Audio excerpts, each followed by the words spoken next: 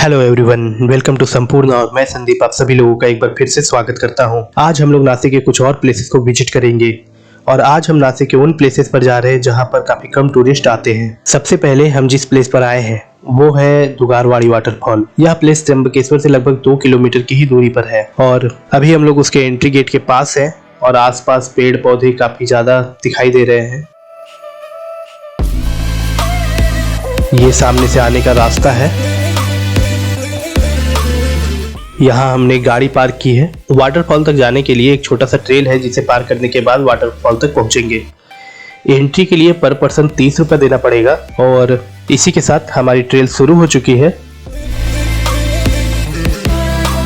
आसपास सूखे सूखे पौधे दिखाई दे रहे हैं क्योंकि हमने ये ट्रेल ठंडी में की थी। अगर आप मानसून में यहाँ आएंगे तो आसपास हरे भरे पौधे इस प्लेस की खूबसूरती को और बढ़ा देगी।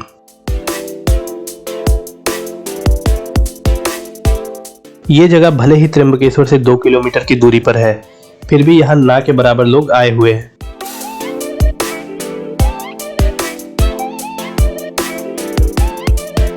बाहर में हमें बताया गया कि ये ट्रेल 10 मिनट का रहेगा और उसके बाद हम दुगारवाड़ी वाटरफॉल तक पहुंच जाएंगे।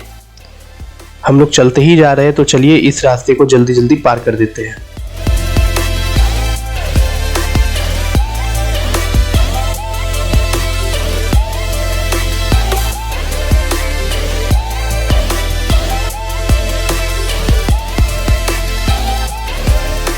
थोड़ी दूर आगे आने पर हमें फिर से एक एंट्री गेट टाइप का दिखा। अभी लगभग 10 मिनट हो चुके हैं और वाटरफॉल का कोई नामो निशान नहीं है।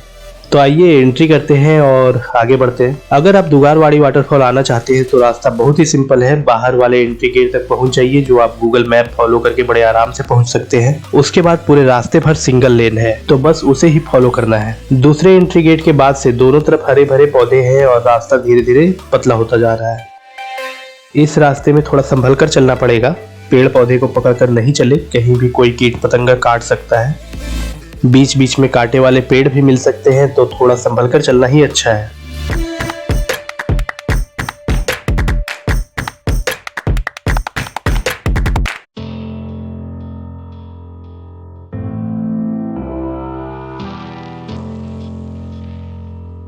ब्रह्मगिरी के ट्रैक की तुलना में ये ट्रेल थोड़ा अच्छा लग रहा है क्योंकि यहाँ ऊपर केवल चलना नहीं पड़ रहा है, साथ ही साथ दोनों तरफ से पेड़ होने की वजह से छांव भी है। बस अभी हम लोग दुगारवाड़ी वाटरफॉल पहुँचने ही वाले हैं।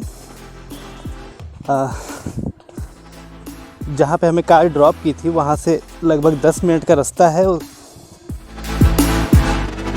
ऐसा फील हो रहा है कि इस जगह को टूरिस्ट फ्रेंडली बनाने की कोशिश की गई है। रास्ते बनाए गए हैं लेकिन फिर भी यहाँ ना के मात्रा में टूरिस्ट है। ऐसा इसलिए भी हो सकता है क्योंकि ठंड के दिनों में वाटरफॉल में पानी का फ्लो थोड़ा कम होता है। मानसून के दिनों में हो सकता है यहाँ पे टूरिस्ट ज्यादा आते होंगे।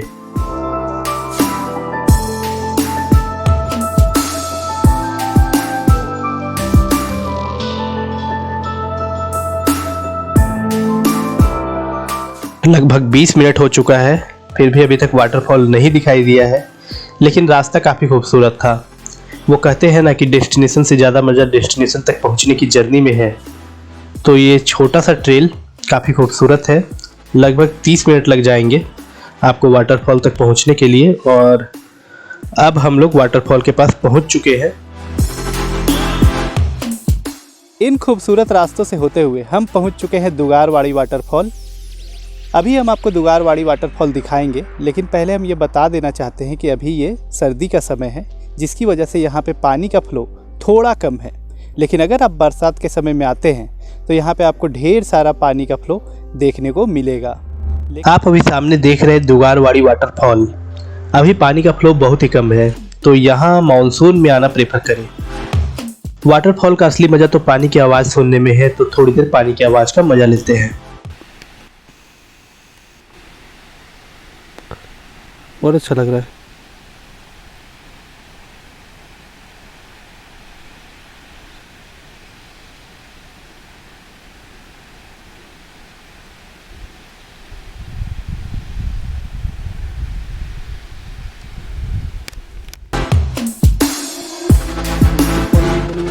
इस जगह पर बैठने की भी व्यवस्था की हुई है और अगर हम शाम में आते तो और भी मजा आता। हम यहाँ थोड़ी देर बैठे और इसके बाद हम श्री हनुमान जी की जन्मभूमि अंजनेरी के लिए निकल गए। आप भी कुछ समय इन व्यूज का मजा लीजिए।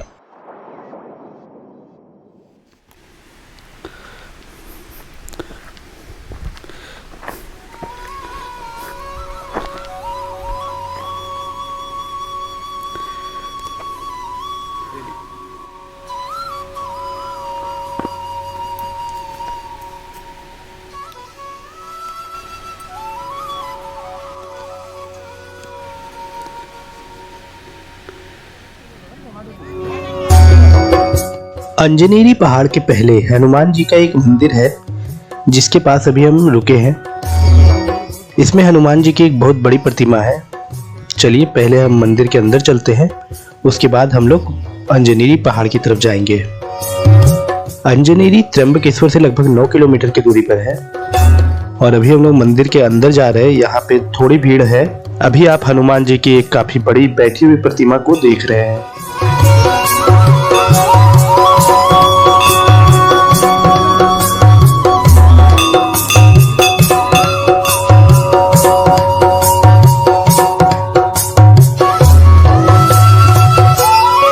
हनुमान जी के दर्शन करके चलिए अब आगे चलते हैं। सामने अंजनेरी पहाड़ दिख रहा है और ये रहा अंजनेरी पहाड़ तक जाने का रास्ता। इधर से हम लोग आए थे और यहाँ पर एक एंट्री गेट टाइप का बना हुआ है जिससे आगे जाकर के हम अंजनेरी पहाड़ तक जाएंगे। अंजनेरी समुद्र तल से 1300 मीटर की ऊंचाई पर है और हमें पता चला कि यहाँ से आगे 4 किलोमीटर चलना पड़ेगा और ऊपर जाके हमें अंजना माता, जो हनुमान जी की माँ है, का मंदिर देखने को मिलेगा। वहां पर हनुमान जी के बाल रूप के दर्शन होते हैं। हम आज ऑलरेडी ब्रह्मगिरी के ट्रेक और दुगारवाड़ी के ट्रेल को करके काफी थक चुके हैं, तो यह ट्रेक हम किसी और वीडियो में कवर करेंगे।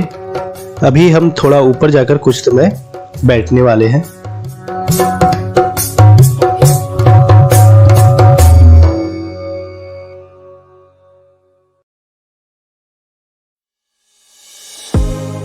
सामने जो पत्थर दिख रहा है वहां पर जाकर के हम थोड़ी देर बैठेंगे। यह जगह बहुत ही खूबसूरत है और अभी हम कुछ ही ऊपर आए हुए हैं और यहाँ से भी व्यू बहुत ही खूबसूरत है।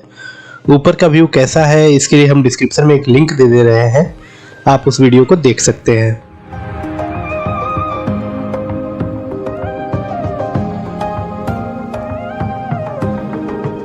ऊपर में एक तालाब भी है जो पैर के शेप में है। कहते हैं कि हनुमान जी ने यहाँ जोर से पैर रखा था जिससे वह तालाब बना।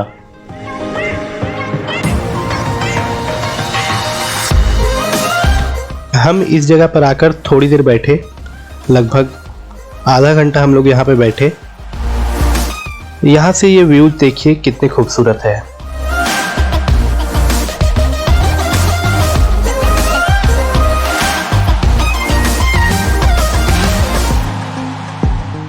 अब हमें भूख काफी जोरों की लग चुकी है तो हम लोग लंच करने के लिए जा रहे हैं। अंजनेरी से निकल चुके हैं और थोड़े दूर में हमें होटल श्री कृष्णा दिखा तो हम यहाँ रुके और यहाँ पर हमने महाराष्ट्रीयन थाली खाया।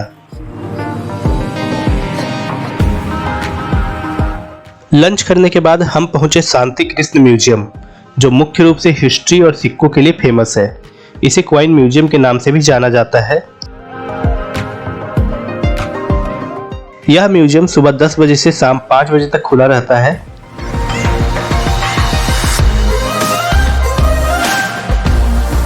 कॉइन म्यूजियम अंजनेरी से 6 किलोमीटर और नासिक रोड से 29 किलोमीटर की दूरी पर है।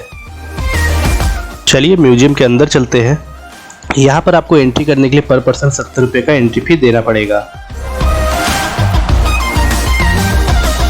अभी हम हिस्टोरिकल सेक्शन देख रहे हैं जिसमें पाषाण काल के औजार हैं, हथियार है, सिंधु घाटी सभ्यता के कुछ अवशेष है, कॉपर एज अर्थात ताम्रकाल, लौह काल आदि के अवशेष है।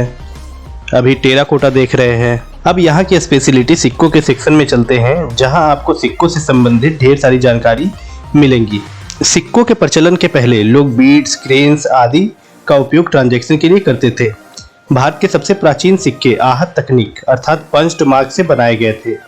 इस तकनीक में सिक्कों पर चिन्ह या प्रतीक धातु के छोटे छोटे ठप्पों से ठोके जाते थे। करीब तीसरी दूसरी शताब्दी ईसा पूर्व टंकन तकनीक की शुरुआत हुई। आधुनिक सिक्के बनाने की तकनीक इसी का परिष्कृत रूप है। जिस तरह से अभी नकली नोट आते हैं उसी तरह से पहले और कुछ हद तक अभी भी नकली सिक्के भी बनते थे। इसमें एक असली सिक्के की सहायता से साँचा तैयार किया जाता था और फिर किसी सस्ती धातु जैसे तांबा या कांसा का सिक्का बनाकर उस पर सोना या चांदी का पानी चढ़ा दिया जाता था। अब हम लोग कुछ पुराने नए सिक्के देखते हैं। ये सिक्के गुप्त साम्राज्य की है और यह सोने की है। सोने के सिक्कों का प्रचलन मुख्य रूप से कुषाणों और गुप्तों ने किया था। इस म्यूजियम में एक नमूना बना हुआ है जिसमें सिक्के बनाने की प्रक्रिया दिखाई गई है। अभी आप कुछ दिल्ली सल्तनत के सिक्के देख रहे हैं और यह जो सिक्का है इसे मुगल शासक जहांगीर द्वारा चलाया गया था।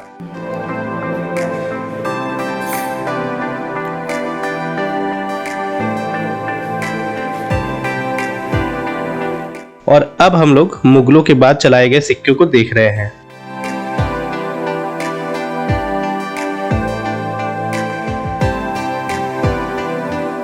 सिक्कों के बाद इस म्यूजियम में हिस्ट्री से संबंधित कई और चीजें हैं, जिसमें ये रहा फिल्म प्रोजेक्टर जिसे 1969 में नंदी सिनेमा मुंबई में इस्तेमाल किया गया था। ये है फोटो एनलार्जर मशीन जिससे नेगेटिव की सहायता से अंधेरे कमरे में फोटो प्रिंटिंग के लिए इस्तेमाल किया जाता था। यहाँ पर और भी कई चीजें हैं, जैसे ये कुछ चट्टाने हैं, ये एक वृक्ष का तना जीवाश्म है जो लगभग 20 करोड़ वर्ष पुराना है। इस वीडियो को हम यहीं समाप्त करते हैं। अगले वीडियो में हम नासिक के कुछ और प्लेसेस को देखेंगे। तब तक के लिए bye bye and thanks for watching Sampurna.